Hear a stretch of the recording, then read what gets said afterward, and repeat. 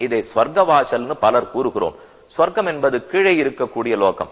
நாம் இருப்பது பூலோகம், அடுத்து புவகா, அடுத்து சுவகா, மூணாவது லோகம் ஸ்வர்கலோகம். ஆனா வைகுந்தம்ங்கிறது 7 லோகம் தாண்டி, மூல பிரகிருதி தாண்டி, விரஜ நதியும் கடந்து அப்பால் இருக்கக்கூடியது, அழிவில்லாதது. சொர்க்கலோகமும் பிரம்மாவுக்கு பகல் முடிந்து போனால் அழியக்கூடிய லோகம். அதனால அன்பர்களிடம் ஒரு வேண்டுகோள், இதை சொர்க்கலோகம்னு சொன்னால் தாழச் சொல்லுகிறோம்னு அர்த்தம், பெருமையை குறைக்கிறோம்னு பொருள்.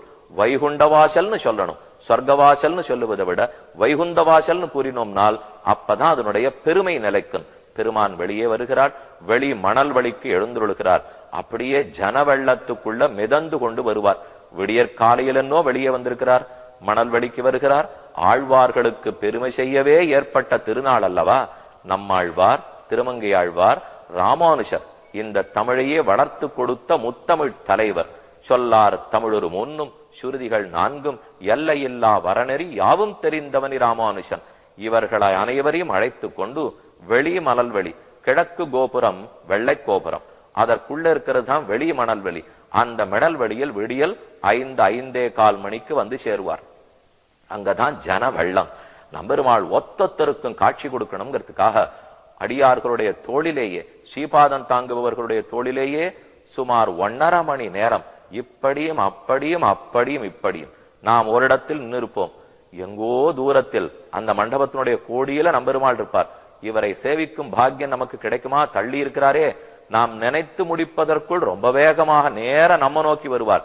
திக்குமுக்காடி போவோம். நாம் தரிசித்து முடிப்பதற்குள்ளாக நம்மை விட்டு விடுவார், மற்றொரு பக்தனிடத்தில் செல்வார்.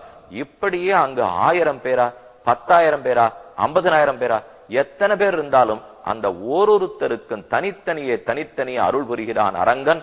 அருளுக்கென்னே அரங்கன், அரங்கனுக்கென்னே நாம். இப்படியாய் விடியற்கார்த்தால் வரைக்கும் வெளிமணல் வெளியில் இருப்பார்.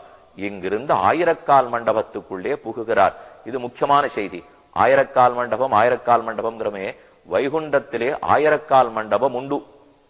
அதிலே பல பல தூண்கள், அநேகமா தூண்கள் கல்லாக ரொம்ப காலத்துக்கு முன்னாடி கல் கட்டடம், கல் கோட்டையாக 1000கால் மண்டபம் கட்டப்பட்டது. ஆனால் அதில் 953 தூண்கள் இருக்கும். 47 தூண்கள் குறைவு. அதற்காகத்தான் மரத்தை ஆண்டுதோறும் வரவழைத்து வெளி மணல் வழியில் மீதமிருக்கிற தோள்களை நட்டு பெரும் பந்தல் போடப்படுகிறது. இந்த பந்தல் ஆண்டுதோறும் பிரிக்கப்படும், ஆண்டுதோறும் போடப்படும்.